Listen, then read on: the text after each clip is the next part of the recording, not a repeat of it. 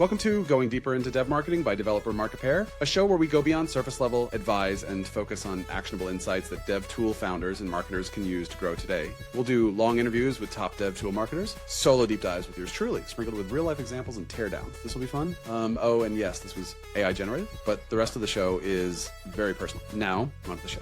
Let's get to it. So Cool. just want to say that a few weeks back, I think, maybe it was a week ago, I saw a post on winning an award. What was that award? That was the first developer marketing project to win IAB award. So yeah. So for those not familiar, IAB is one of the largest advertising associations in the world, and it's a marketing award. It's the biggest one in Croatia and in the Balkans, and this is the first time that basically developer content project won it as a best export project. And honestly, we weren't sure what the chances are. We honestly sent our interns to the conference, and then were astounded when they were on stage. So it was a big surprise, especially because like developer marketing is not something that's really highlighted either in the marketing world. We're like probably the niche of the niche of the niche. And also like just in like Central and Eastern Europe in general, like it's not something like companies usually do. So it's very nice to be recognized from like congrats. broader marketing community. Yeah, thank you so much. Yeah, awesome. And let's talk about that. But before, I realized that I'm not sure how to pronounce your name, right? So my best guess is Try. Ivan Brezak Brkan. That's very good. That's Is like it? a bit of intonation, but it's even Brezak Brkan. IBB for short is the easiest thing. It's IBB. become like my brand, both like across Europe and especially for the US. So that makes it easier. Yeah, awesome. IBB. So IBB winning AIB. I like that. Yeah. So And the team. that's great. Don't forget the team. Yeah, That's the no, most important of bit. course, Yeah. of course, and especially listening to that story and knowing a tiny bit about how the developer content program works at Infobip. That's definitely a team effort and a fantastically organized team effort. So Thank you. in this episode, I really want to go deep into this because I think it's a fascinating story, especially for I think for folks who are not developers themselves. Like we have some developers turned developer marketers and doing things and dev roles, etc. But I think in your story is unique and unique, showing that basically coming from technical, but journalism, you managed to build that developer program and really resonate better than most ever came close to with the developer community, which I just amazing. And I just want to learn from you and from that story. So let's get to that. Right. So Infobip, shiftmag, being that shiftmag.dev being the content hub that you co-created. Tell me more about this. Tell me about that journalistic twist to it, and what you tried to achieve and what you have achieved, and for those in the back, so that they hear loud and clear how it works. So it is a bit. I do think it's a unique angle, maybe in developer marketing, especially just because like the background of both myself and my team is different, and I think to understand, we need to understand Infobip as well. So Infobip is a very large company, so we have more than 3,000 employees around the world. Our engineering department is more than 800 people, but let's be honest, not a lot of people know about Infobip. We're not a household name. And the company is a bit weird because it bootstrapped for like 15 years to like to 2,000 employees, which is unheard of, especially like in the US. The founders weren't really like looking for investments and so on. And just so the audience understands it, so what we do is basically communication channels. If you want to send SMS, WhatsApp, RCS, and so on, you can use our platform. And we're one of the biggest platforms in the world for this, used by like Uber, Meta, and so on. So it's not like a startup where we start doing this. But the interesting story about Infobip is also that for these like 15 years of its existence, it focused on enterprise, right? Enterprise sales and so on. So very top down, top down. Then a couple of years ago, there was an obvious like realization that, oh, we need to we need to try bottom up in order to grow. We need to try to get the developers, which is fascinating. And it was fascinating for me because I followed Infobip as a journalist, as an IT journalist with so Netocracia, the portal that I founded now like 16 years ago, is like the local TechCrunch. We followed along different companies from Remats to Infobip, and it was just like interesting to see. But it was also interesting to see that this company had never done any like developer marketing, developer devrel. There were no people doing it. It was like all enterprise. But then the founders decided, oh, we need to do this. And first they acquired a local developer conference, Shift, which a buddy of mine actually founded. And this was like the foundation of the developer experience department. And that that founder, Ivan Burazin, while he was doing his own like strategy, okay, what he basically built it out from scratch. So the DevRel department, event department, everything, and then he realized he needs content. And then he realized he knows a guy. That guy was me. Mm-hmm. And basically, Infobip came to us with the idea of, oh, instead of building out our like developer content team, let's acquire you, let's acquire Netocracia for like local employer branding needs and so on, and for like positioning, giving back to the community as well, but also like help us create developer content, tutorials, articles, and so on. And so we were basically an acqui-hire. And today the situation is pretty different. So today I run the whole department, developer experience, including the developer content team. We do like events. We still do Shift. We've done Shift Miami last month. We're doing Shift Zadar. So anyone in Europe, come to Shift Zadar in September.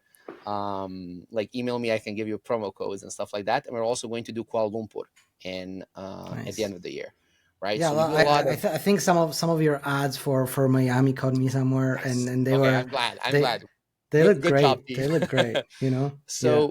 So basically when we came in, there was no tradition of developer marketing. That nothing was set. Like there was some documentation, but no processes in place. So we had a blank slate, which is very cool when you realize on one hand you have it's kind of scary, but also kind of interesting because like nothing's there, but also you have these resources. And I'm not talking Mm-hmm. about like budget. Yes, we had budget, and I had a team, and this team was like, especially my dev content team, it was like they've been me. A lot of them have been with me for a decade, so we were like battle hardened. We knew our stuff and so on. But also we had these like 800 engineers, mostly based in like Croatia, Bosnia, and the region, um, that we could work with, right? So it wasn't like, oh, you could work with like one or two or three developers. We could really like create content that was interesting. The challenge we had was if we started doing things that everyone else was doing, like the normal developer content playbook. So you do tutorials, you do a developer blog, and so on. Unfortunately, for our early analysis, it wouldn't get us anywhere just because the competition was already doing it. Like most, like Exactly. of course, like Mm-hmm. most developer tool companies, we know what we do. We do tutorials, we do blogs, etc., Yeah. etc., and we needed a way to stand out. At that time, we didn't get a budget to like really like go wild on like paid ads or anything, so it needed to be organic. What we had was we had our journalistic background, we had our 800 engineers, and we had our team, like a dozen Yeah, people that just to were. say, it's not nothing to sneeze at. You know, Yeah, eight no, hundred of engineers. course, of course. Like, come on, I have to, I have to make it. I have to make the stakes high, right? Um, Yes. and we decided to, like, with the support of the board and the department, to do something different, and that's try like a more developer journalistic approach because that's what we knew. So if we look at some of the most influential dev like magazines, from like Smashing Magazine to the New Stack, like there's a lot of them in the industry, and most of them are like independent operations that are like media companies. That's fine. We wanted to, instead of doing like a content marketing approach, a developer content marketing approach, do that. So developer journalism, because again, that's our background. Because Infobip, in this case, if we wanted to position the company, was not important. The important thing was creating that, of course, what we all want to do, developer community, create that understanding that this company is there for developers, be it through conferences or content. That was our approach. On one pillar of that, So let's yeah, let's stop here for one of course, second, because I think this is fascinating. So basically, we're in this moment where we have we just acquired a team of journalists, technical journalists. So we have folks like that. We do have the engineers, and the landscape is that basically the SEO focused distribution content plays, right, with how to do SMS in Python, how to do blah blah blah blah, like yeah, millions of those, right? And we're yeah, pre-AI era as yeah, well, so that's a yeah, another yeah, thing. But yeah, like, but we're there, right? And so you see that this, like, the jobs to be done, focused developer content.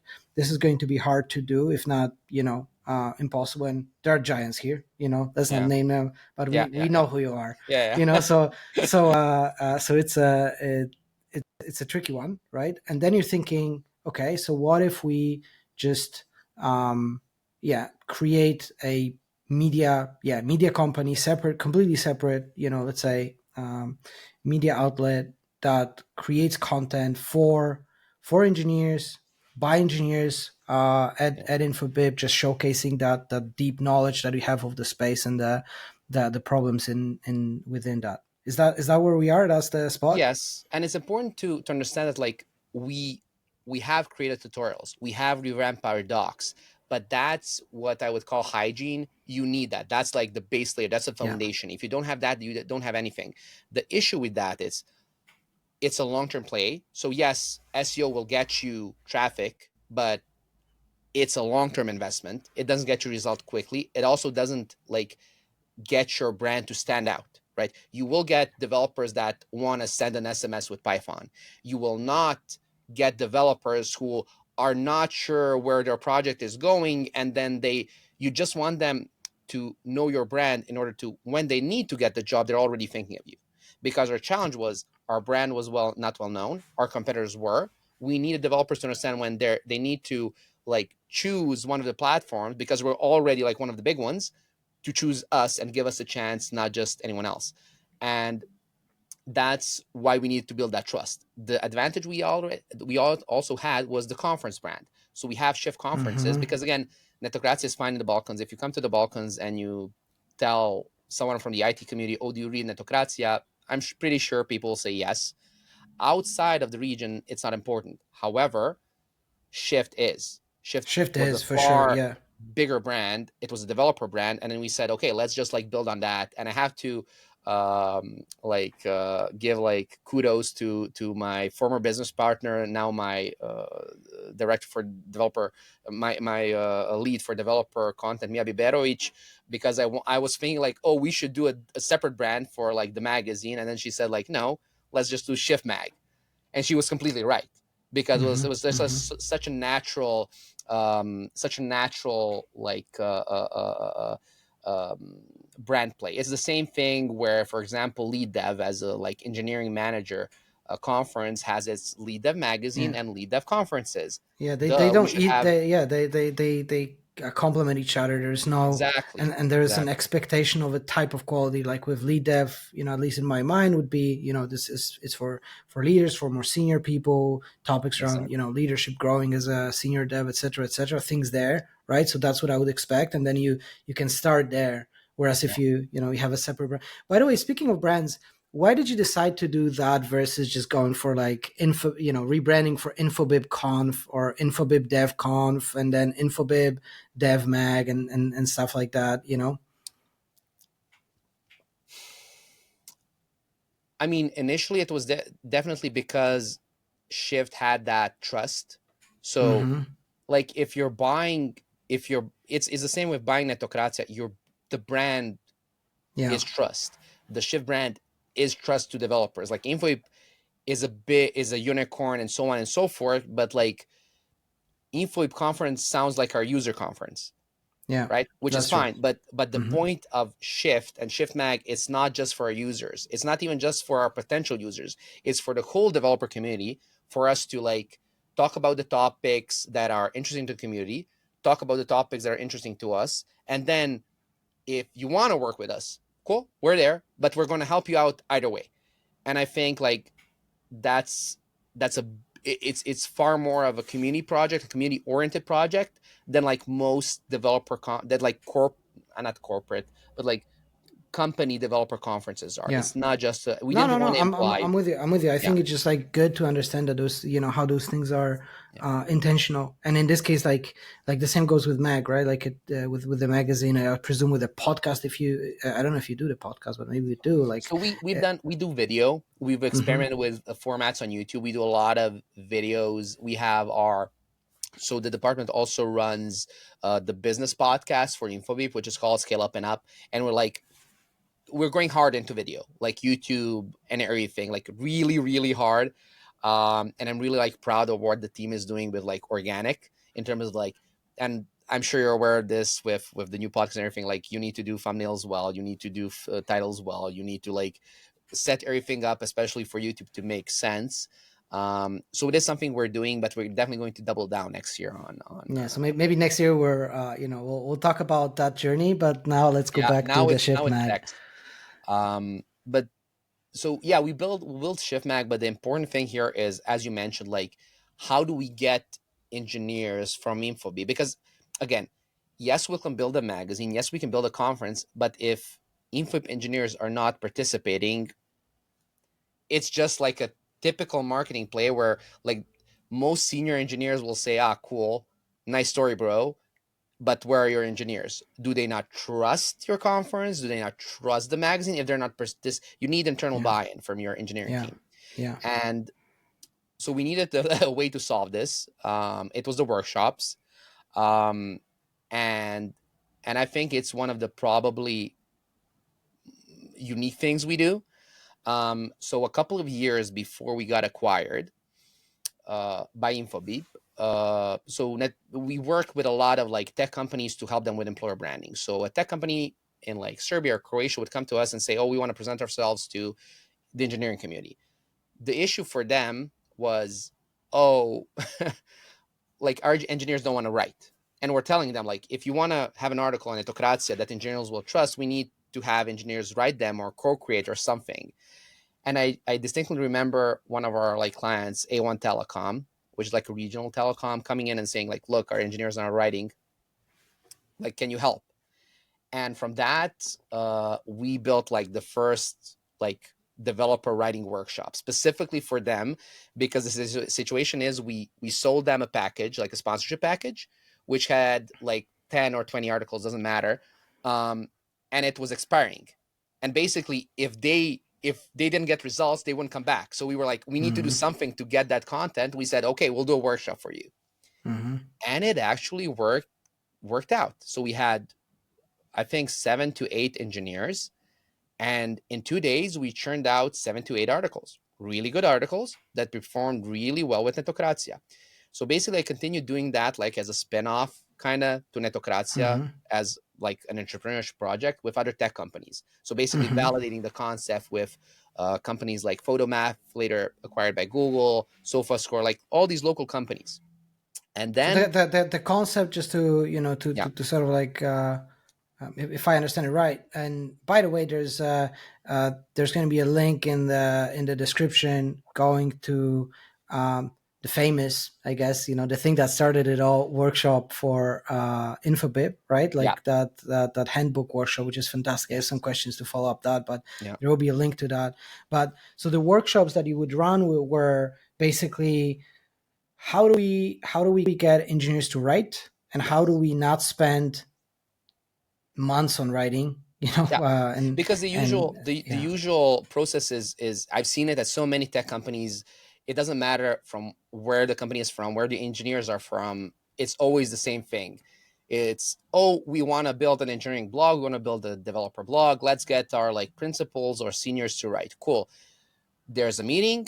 There's like maybe a brainstorm around topics. Cool. They get a to do and like Go Jira right. or whatever. And there it's like, oh, you'll get a bonus if you write it. Cool. A week goes by, 2 weeks go by, 3 weeks go by. Maybe they write something, but then, oh, we have a big release. Damn it. Oh, I need to fix a bug. Damn it. Oh crap, that engineer just like left the company. Damn. And I've heard so many times from both marketeers, engineering managers, like even CDOs and founders, like I cannot get my engineering team to write, and I'm not sure what to do. And And I think there is like also like the unwritten sort of part where, you know, like those external ones are, yeah, like they're important. I think maybe even, I don't know, bigger, but definitely equally important, I think, is the internal problems that engineers have with writing, where some are, you know, like really use writing as the thinking mechanism, or like the absolutely, thinking, you know, way of thinking. I think about writing in that way, certainly. But folks who have never really written, they don't, right? Like it's more on the side of like, yeah, let's, you know, let's figure out what to, you know, what to write. And you sort of like expect to write a good thing right away. And that's not the way. Like pretty much everyone who has written more, and especially journalists, you know, folks who actually write for a living, they know that like there's stages to it, you know, there's yeah. figuring out the pieces that should be there, like, you know, the yeah, like whether the story is even worth writing. And I remember some time ago I spoke to one of the writers from Mhm. Fly.io, that no wait, oh let me go back. Yeah, okay. I spoke to one of the writers from not Fly.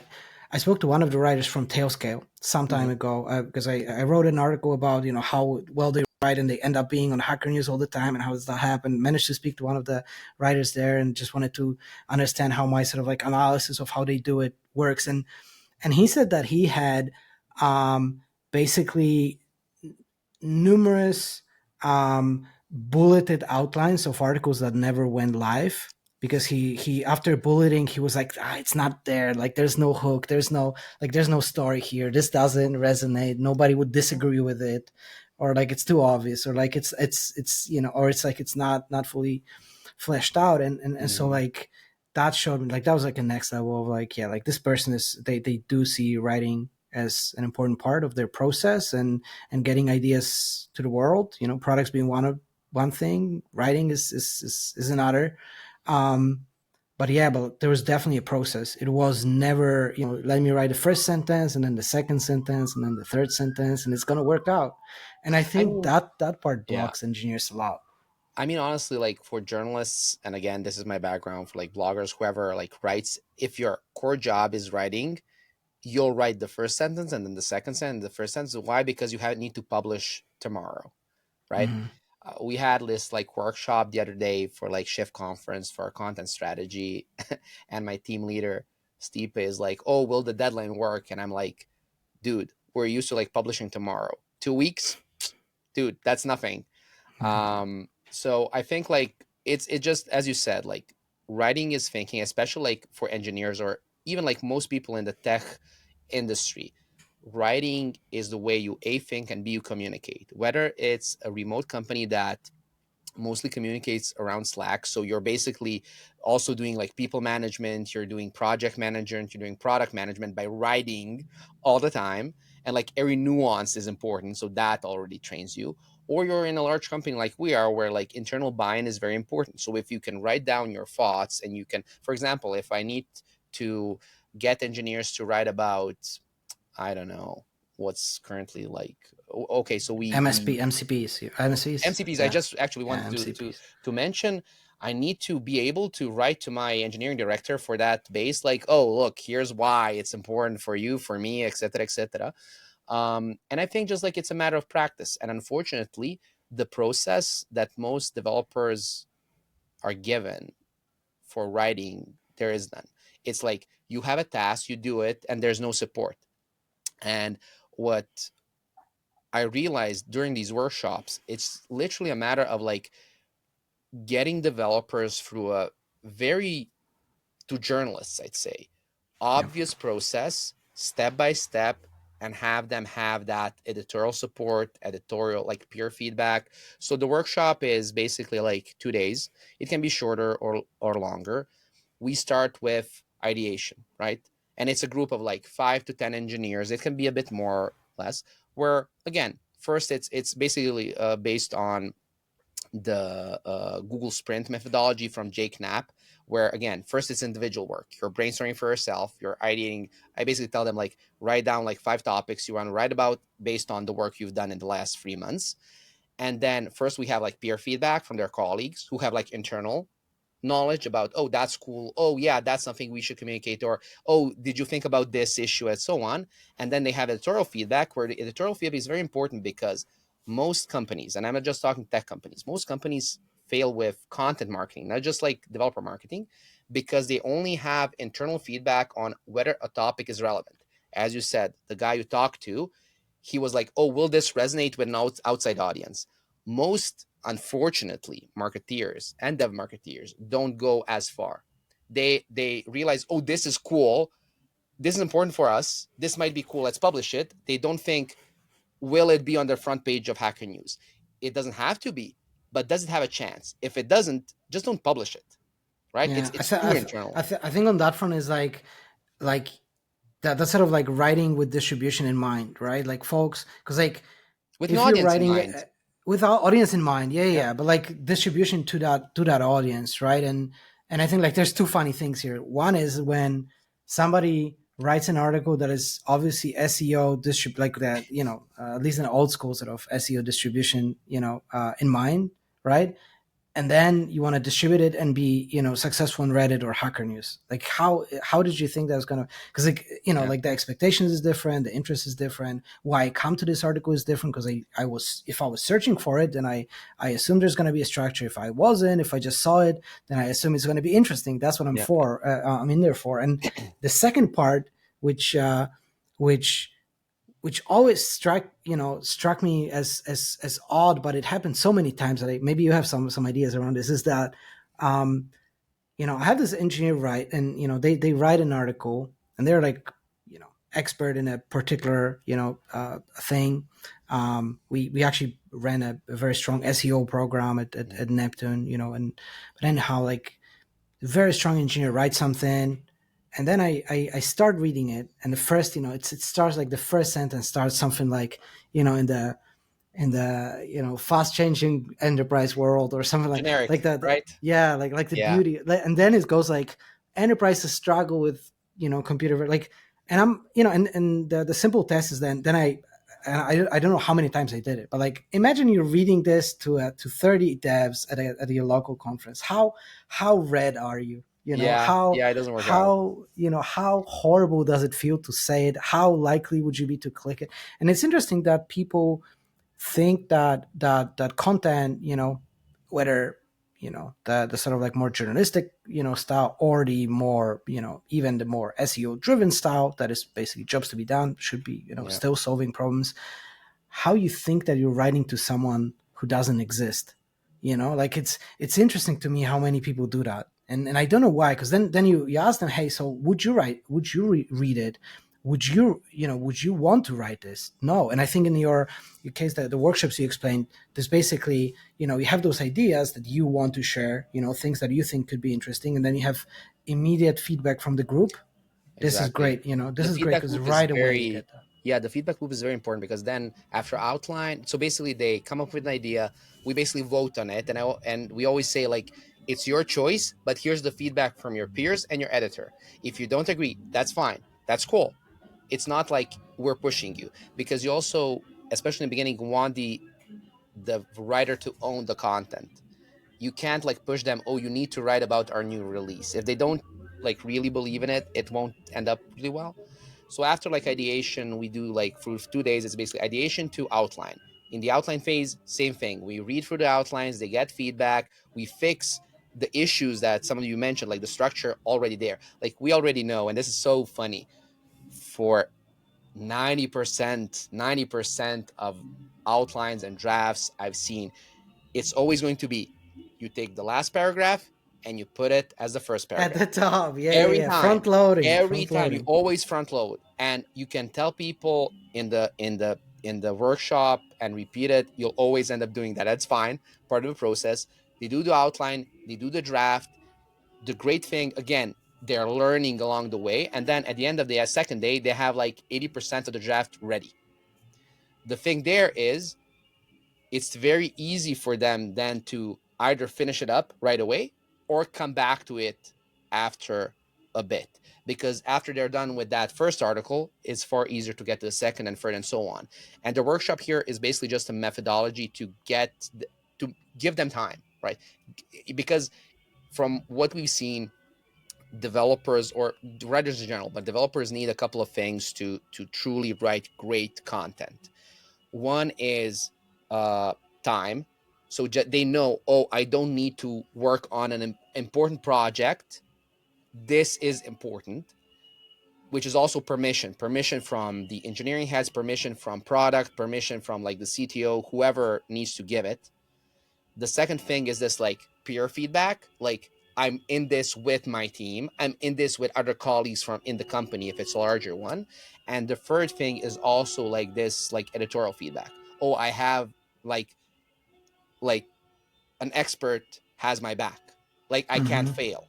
It's not Mm-hmm. just like my responsibility, because in the end I think like this is how you like truly motivate developers to write, with the exception of engineers who want to write as a career, who end up like, I don't know, creating their own Substack or something, or writing for Medium. There was one guy who was in my workshop and then left the company to write for Medium, but he was a really good writer already then. Like with the exception of that, like most engineers that I've seen are not motivated to write for like bonuses, Yeah, right? yeah, It's that not the almost never thing. works. Like I think, like yeah, and I think like that goes generally for most programs because I also see that where you kind of want to build that developer advocacy program or like employee advocacy programs, and I find it that you can try and incentivize or push people to try and do things, but it's so much easier to just like help people who already want to do this do it 10x more. Yeah. Or like at hiring, you look into that. Actually, that Tailskate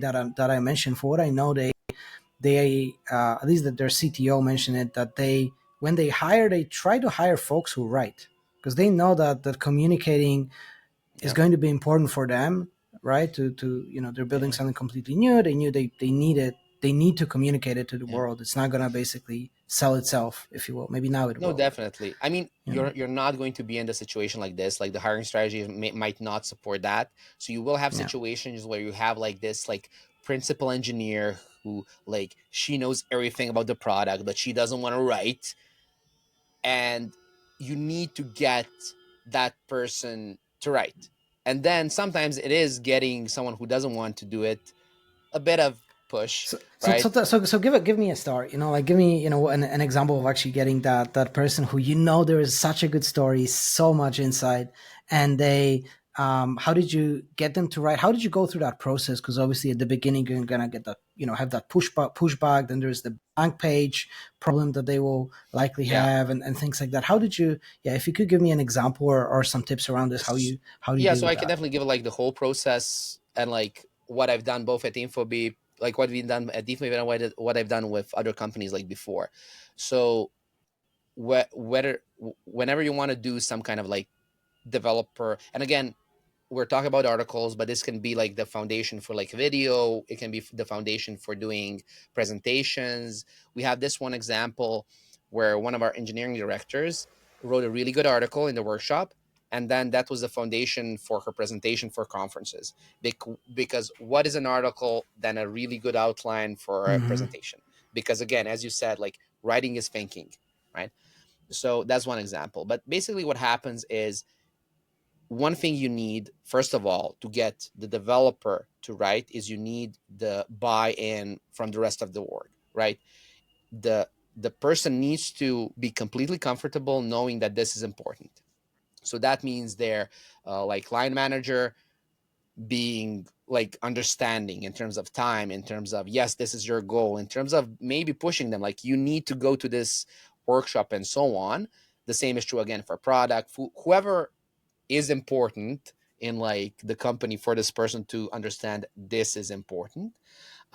What we've done is like sessions with like engineering teams and engineering departments where before the workshop, we basically do like a little presentation. So the presentation is based on a talk I did in 2000, I think, no, not 2013 at Webcam Zagreb, which is like a developer conference back in the day, which is literally like writing superpowers for developers. It's like a 30-minute talk on why developers should write. And it goes over the things you said, like it's really good for communication, et cetera, et cetera. And then we get, with the understanding that this is important from the leadership and this like motivational talk, we get developers to basically sign up for a waiting list, right? And we always get people that are interested, like always people are interested. And then the good thing is we use this waiting list to validate, oh, people from engineering are interested, other engineers are interested. So then we can do one of two things. We can either go and invite those developers to the workshop, or the second thing is that we use that to motivate other teams to sign up, right? So their engineering manager will come in and say, oh, it's important for us to write 5 pieces of content around what we're doing with AI, because everyone's doing something with AI. Let's do this workshop. Like so many people are like interested. Some of you signed up, but let's do it as a team, right? It's even easier if like the whole team signs up. So we get them to sign up. Sometimes they are motivated by their engineering manager and so on. And what happens then is basically we're trying to look for like the Venn diagram between what's important for the company in terms of the topic. So if it's AI, okay, this is the part we want to communicate, MCPs. The part that resonates with them individually. So this is the part they were working with. This is the part they're proud of. This is what they want to show. They want to later show in their like resume, for example. This is what they are comfortable with sharing on LinkedIn or wherever. And the third important part is this is what will resonate with an audience, right? Because what happens is with like most of the engineers, and we have some like great examples, is that they write the article, go through this process. First, they get the positive feedback from their colleagues. They get the positive feedback from the boss. And if we did the process right, we get the positive feedback from the community. So it hits the Reddit homepage on programming. It hits like Hacker News and so on. And we have so many articles that are like also featured in like Changelog, TLDR News, and so on. And this is validating to the engineers. It creates like this great feedback loop where they're like, oh, cool, I wrote this, I had the support, and so on and so forth. And everyone loved it. Cool, I might write another article, right? And we have a dozen authors that write continually, right? They're self-motivated. They'll now send their articles like as drafts. They don't need the workshops anymore. I think you said something just because it's easy to I think run and talk about some other stuff, but I think that there was the piece that is incredibly important, so that like the audience has to care, right? The writer has to care, because if writer cares and knows the subject firsthand, because they built something and they know firsthand, they can actually write something that is interesting for the audience. And now this could be enough for the writer, and it could be enough for for the audience, basically. So this could work with that alone. But I think if you can combine it with the product or the company goal you have, or the product goal you have, or whatever, that's the best. I find it that often people do either just the writer and the audience, or just the audience and the product. And the problem there is that if you do audience and product, then you write something that is it will have, if it works, it will have the business impact, but it won't work because the writer doesn't know. Doesn't know their shit. If it makes sense, but it's the same. Like it also the third option, which is like the offer is interested, like the company is yay, and the other audience doesn't care. What have we done? But that's the great thing about having shiftmag. We're not writing about Infobip stuff for the Infobip developer blog. We're writing for the community. And then we can have the offer write one article that's for the community, that's not about like Infobip. We've had articles, and I've highlighted some like about code quality, like about like just developments in Kotlin, why engineers aren't happy based on the Stack Overflow survey, and so on. These are not like inherently Infobip topics, But it's, why is it important for us? It's like our engineers are showing the quality of our engineering through the Mm-hmm. quality of their writing. If Yeah. an engineer writes a great article, it's to show, oh, Info has great engineers. If Info has great engineers, the product should be good, Yeah, right? likely is good. Right. Yeah. And And it, I it, think like it that, builds like that the trust. And then later on, Mhm. you can like have this like strategic products. You can like talk about, like, again, you need the trust from the audience, you need the trust from the offers, and for us as a like developer marketing team, we need the trust from leadership to understand this makes sense. It's a long play, right? Because we need to show them we can get the thing that honestly, like, especially today, like traffic, a lot of people will look at traffic as a way to gauge if they're doing well. But like, and coming from a journalistic point, like, it's easy to get traffic, honestly. Like, if I want traffic, I'll get traffic. The hard part is getting trusted Yeah. traffic. And What do you that actually want is, is influence. That's the thing. Like you don't want traffic, you want influence, right? yes, You want trust, and that's like I even stopped looking at traffic for the most part. I think especially now is like um with yeah, with like being coming up in the AI search results. That's oftentimes it's built on trust and being mentioned in the important places, or things like that. And then at the end of the day, that's what you want. And I think especially with the content type that you chose, I don't know how intentional that was, but like a lot of the how to stuff by mhm, design, this is completely not defensible, yeah, because you could cut it in whatever ways you want and sort of like segment it, but AI will always be better at personalizing it to your use case. So I could look on Google for a how to do, I don't know, sending SMS via API in Python for this infrastructure, blah, blah. But it's so much better to ask AI, and then it collates the answer from different things and helps you go through that answer. And basically, maybe it's not here today, but it is going to be there at some point, right? So the whole, I think the whole how to thing is not enough. Whereas the first hand experience and interesting things, if you had an interesting experience building something that is that resonates with the audience that you want to attract, and you write about that, it's sort of first hand experience. This will almost always be interesting and important, right? Because by design, it's net new information added, right? that's the only defensible So thing. It's that's the yourself, only right? defensible thing, Because exactly. it's, I mean, obviously we couldn't like strategically like plan out, oh, AI is going to make tutorials a bit not obsolete, but as you said, like there's Yeah, other yeah, yeah. ways It's to it's get harder. technical Yeah, it's information. harder. Hmm. um it was more like a thinking, we need the tutorials and docs and everything for like hygiene, we need it, but Yeah, we need something to stand out. And honestly, that's the biggest challenge maybe in creating this type of content. You need something that I've heard being called like spiky topic, spiky content, something that doesn't just resonate, but like gets people to read. It's not controversial. I wouldn't say like controversy is the point, but it is something that's not just like the usual thing that's written about something. It gets you to think, gets you to read. There's an yeah. interesting, so we've had this article on shiftmag. It's one of our more successful ones. It's called like it's okay if your code is not is just good enough, right? So it's an article. The author Vedran is saying basically it's fine to write good enough code. And later on, I get a Slack message from one of our other engineers. It's like, I don't think we should have published that. I don't agree with that. I don't agree that we should. That's It's okay. great. That's And definitely then gonna what pop. we ask him is like, can you write a follow up? And he wrote a follow up piece. So they're having this conversation because again, it's different opinions, I and that's love it. very. And I hate this where it's authentic. It's what Yeah, actually it's actually happening, and that builds trust because people are like, oh yeah, that makes complete sense. yeah, And honestly, like I think that's the way we can build on like these journalistic foundations where it's not about, and again, just to give a background, I've done marketing, I've been a marketeer, I've been a marketing advisor, I've had my own like social media agency.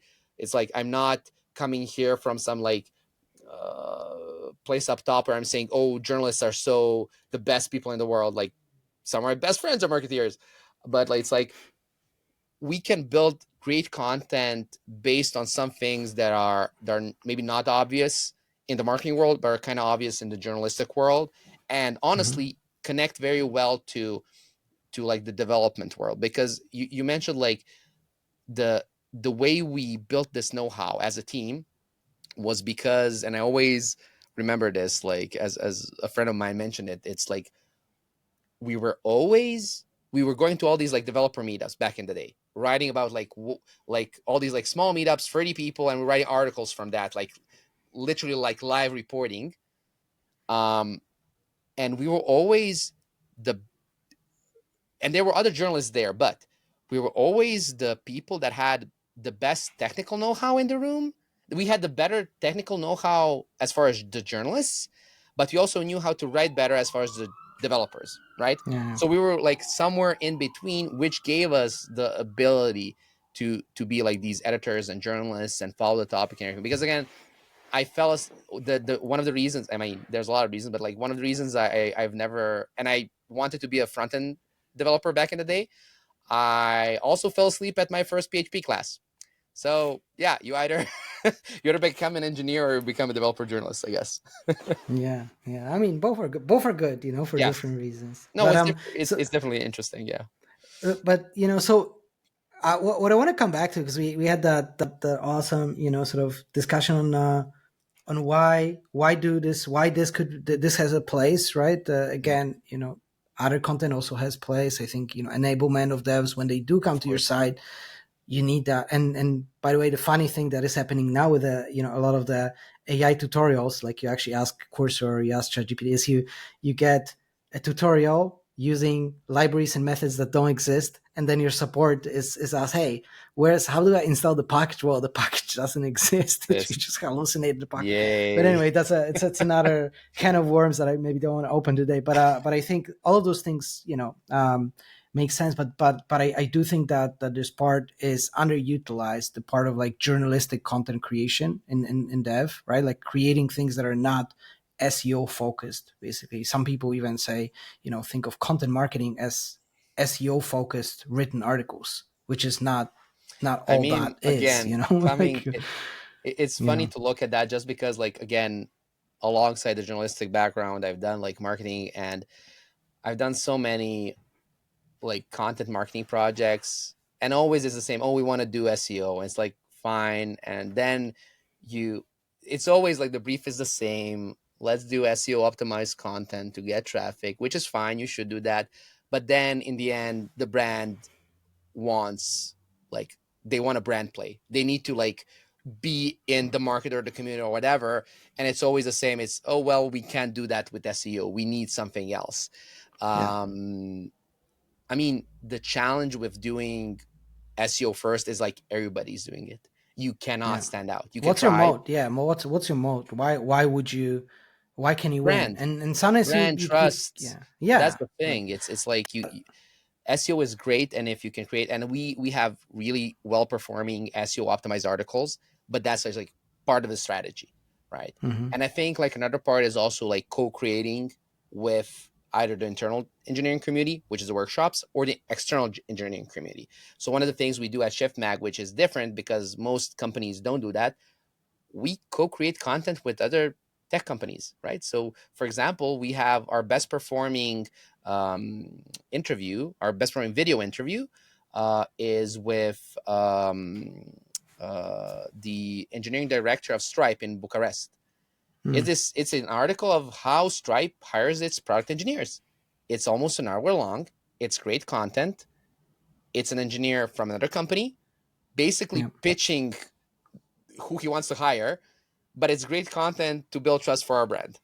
Yeah, it's a great content for both of you, right? Like, Yeah. and I think that's awesome. Let's speak about that shift mark. Sort of the process you have, because you mentioned one workshop, right? But I wonder, um, do you actually run it in sprints? Sort of there is a workshop, then we do 2 weeks later we do another workshop. Like, does it Yes. run this way? Like that? That's how So you we approach it, or how do you do it? we try to run one or two workshops per month. Mm-hmm. And it's also like some are on location, some are remote, just based on like where the team is. Like most of our engineers are in Zagreb and Sarajevo, some are in Split, some are in Rijeka, and then we try to basically work with both engineering our engineering managers, engineering directors on one hand, and our product marketing managers to understand, okay, what is the focus? Is the focus one of our offices? Like, let's do a workshop for the engineers in Split. Or is the focus our email channel? Let's do a workshop just like for email because we need to push this certain like piece of content, right? So just to understand, sometimes you do the workshops for an office to like bring awareness to the office to that we're creating It's great. not about the office. It's not content about the office. It's for the engineers there, and then the topics are different. It's for Mm, what they're working on and so on. And some offices will focus on certain topics, or certain certain like of our products, but it's like based on, okay, let's do it at the location. Sometimes it's, oh, we need people from different locations remotely because we're specifically focusing on one topic, let's say AI, right? And then we do it as you said, like sprints. And again, coming back to the engineering handbook workshop, there are these like specific workshops where we need to create one big piece of content like the engineering handbook. We're also doing some other handbooks where you need to get people from all over the place to, for example, come to Zagreb, and then we do a 3-day workshop to create like a ton of content in 3 days. Because again, if you space it out, people will never ever finish writing. If you have like for the engineering handbook content, we had 30 people. We would never have finished it if we didn't get those 30 people in one room for 3 days, and they wrote Yeah. like 90% of that in those 3 Yeah, I days. think that part of time boxing, something you mentioned, I actually took a few notes from that interview, but that I think will be valuable to the audience. So one, you already mentioned that part of inspiration, ideation, sketch and decide, outline, write, review. I think that was at least what I noted when it comes to those stages, right? Yep. So that was very valuable. I thought something else maybe really important to Uh-huh. people to understand is that part of like writing is like shoveling sand. Yeah. So you just need to get some stuff out there, it seems, right? And then It's there's editing. You don't edit as you shovel the sand, basically you edit it later. yes. So again, it comes back to journalistic or more in blogging experience. I was, for a time, I was known as the like blogger without a blog. I was blogging as a guest blogger and other blogs, and I was also called a spammer because I was posting a lot. Um, but so the first one, like writing, is like shoveling sand or shoveling shit, if you want to look at it that way. It's like you just need to sit down and write. Not everything, as you mentioned, like the guy from Tailwind, like most things will not.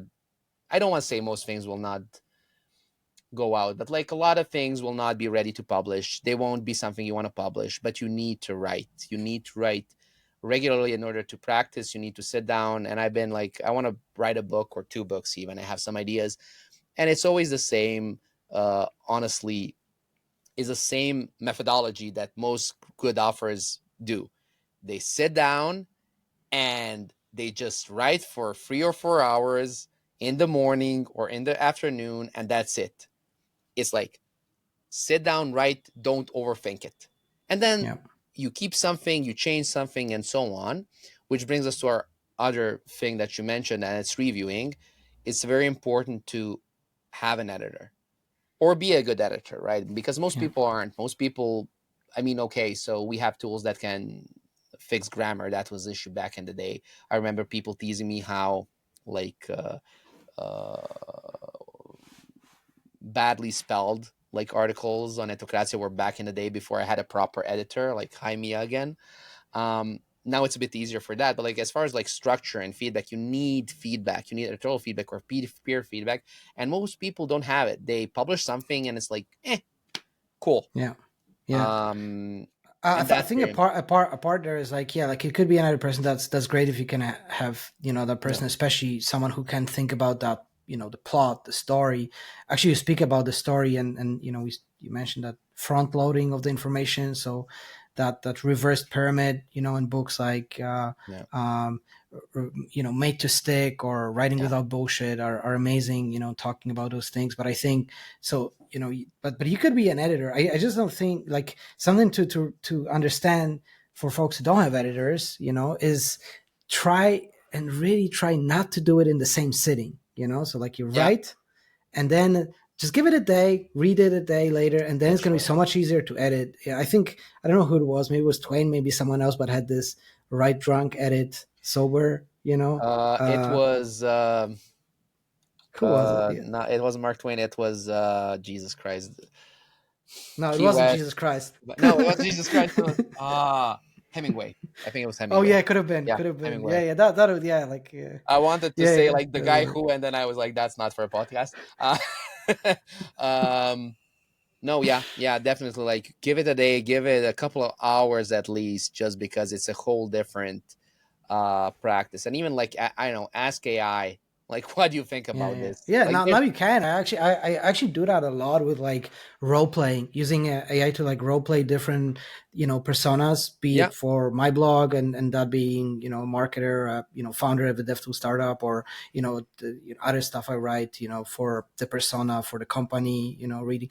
Like, it's so good. I mean, obviously it's, it'd be better if you gathered, 10 actual people in the room and you actually felt, what yeah, they said is like, that's better. Yeah, like, yeah. I agree, but it's way It's quicker. good enough. you This is know good enough. No, it's good completely, enough. completely, Mhm. completely agree. I mean, with all the content I have out there, I've like tried to train ChatGPT to like give me feedback based on my prior writing, like just like have a Mhm. reference Mhm. point, not just give me Mhm. generic stuff, but like if this is what's good from my writing, not just even like Yeah. good writing in general, like Mm. how does this compare? Is this different, etc. Yeah. And like even like because now I'm more in a like managerial role, I miss shoveling sand so much, like writing. And I know like the best way to do it is to actually participate in our own workshop, but that's something I think I need to do again. So let's go back to those workshops, right? Yeah, Yeah, yeah. So you mentioned you do probably like two a month, and they are either different topics, or maybe it's, per location. You just like go somewhere and you write about different things there. I wonder how do you keep it on strategy, right? Because obviously you have a strategy. I mean, mhm, general one is, right, yeah, things that are interesting for the community, but I'm sure there are some directions that you want to explore, of right? course.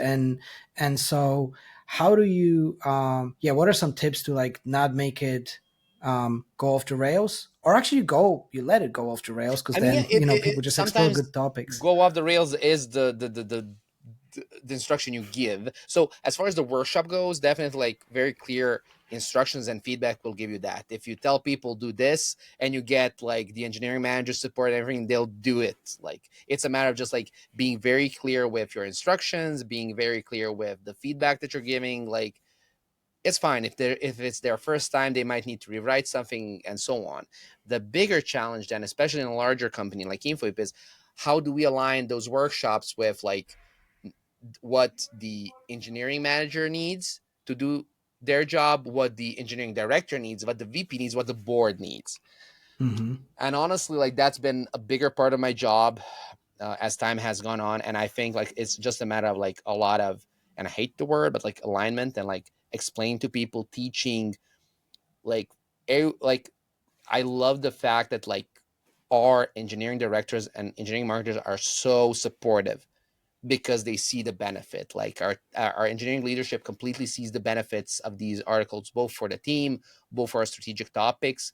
But it was just a matter of like going to those meetings, talking to people, explaining, showing examples, and so on. And I so think so that's the part that so many people miss.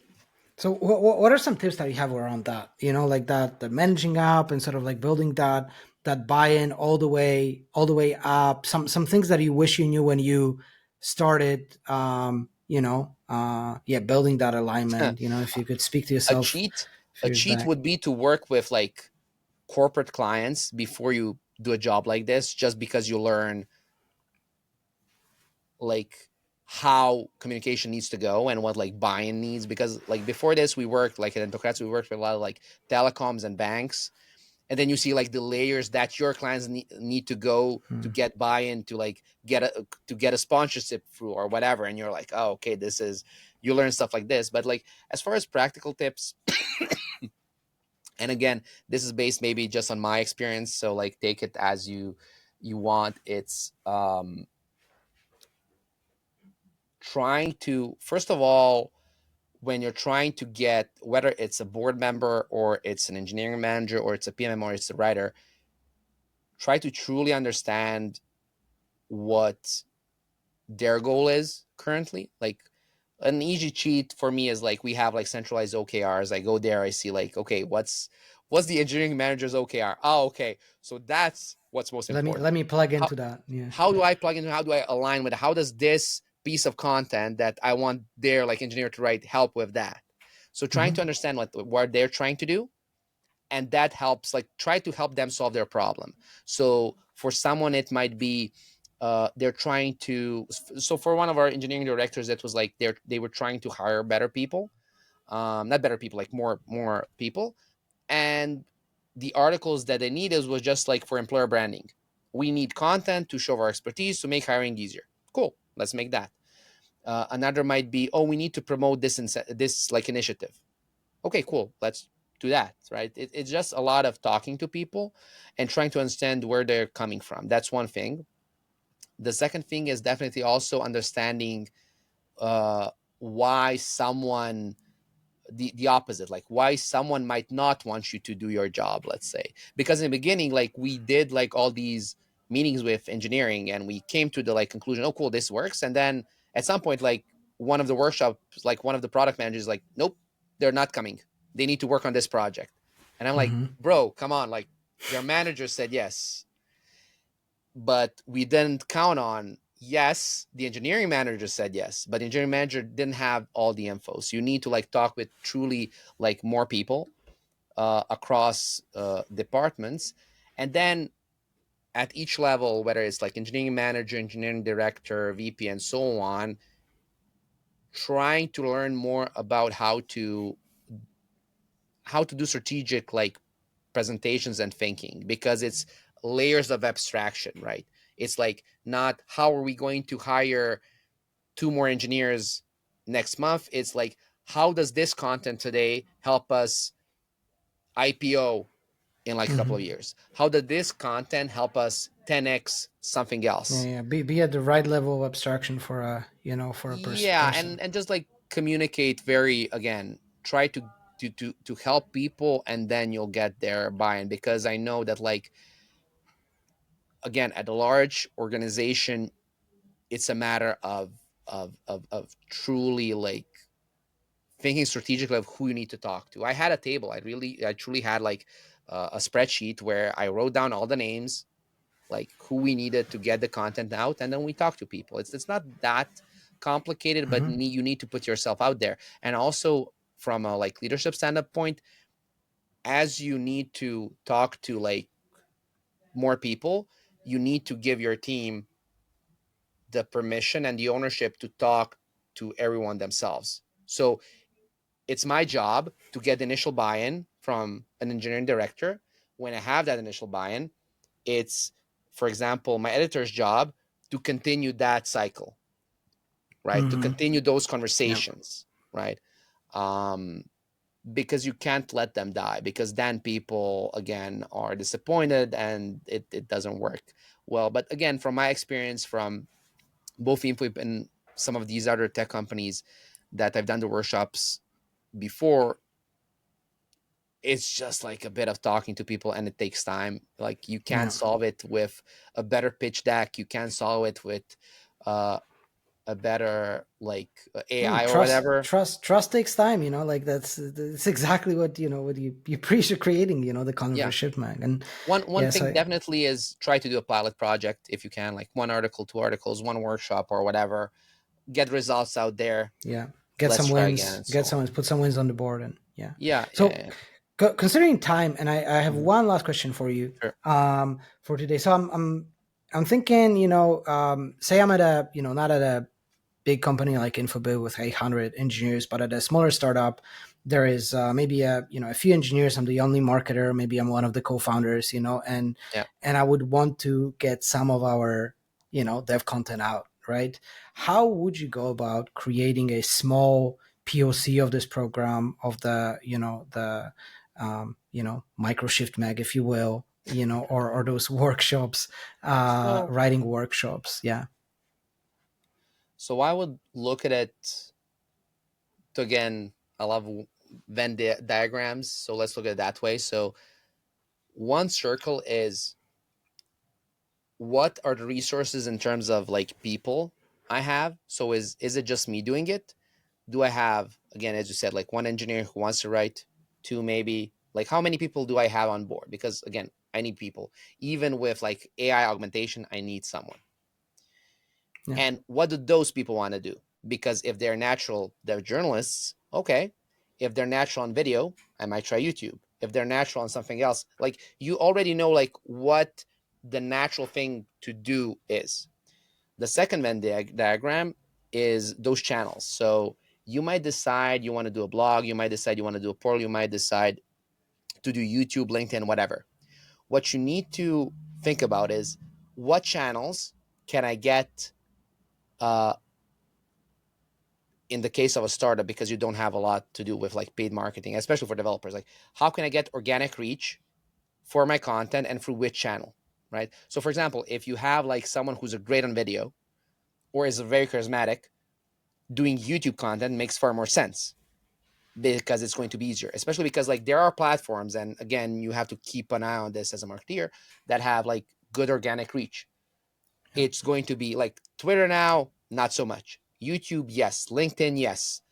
Reddit, depending on the subreddit, right? So you need to like understand like which of these channels that are like high growth potentially make sense. If you end up saying, oh, I want to do an audio podcast, you're not going to get high growth from an audio only podcast in 2025. I'm sorry. I've been doing podcasts for like a decade. It's not going to work. You need to do distribution for other channels.